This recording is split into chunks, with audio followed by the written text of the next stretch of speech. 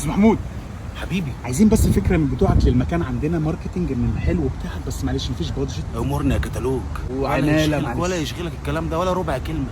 قعدني انت بس دلوقتي ولا قرش ولا قرش. اتفضل يا استاذ محمود اتفضل. ده ايه ده بابا؟ بص انا محتاجك بس قبل ما تاكل معلش قول لي بس ان الخط الساخن بتاعنا 15 39. 15 39 ده ايه يا بابا؟ ده شاورما ايه؟ ده همر، ده ميكس لحمه على فراخ. بس انت عارف كان ناقصه ايه؟ ايه؟ تركايه قد كده مش بعدل عليه. ينزل من السيخ على السندوتش بس بابا.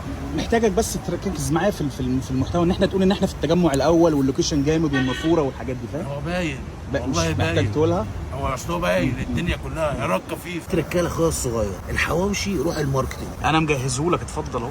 واحد اهو حواوشي. هو حلو بس انا كنت عايز صرح. ما انت واحد، بس انت لوحدك واحد.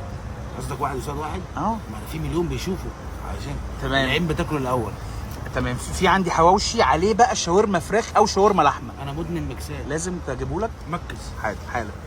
انت حسيت ان انت بدات تشبع او حاجه؟ بصينا في اللقمه يا عمنا. لا اتفضل، الف انا وشيف عليك. ده ايه ده يا بابا؟ ده حواوشي عليه شاورما بقى. وده ايه ابنها؟ لا دي كبسوله بلح بالسمنه بالمكسرات. ده حلو.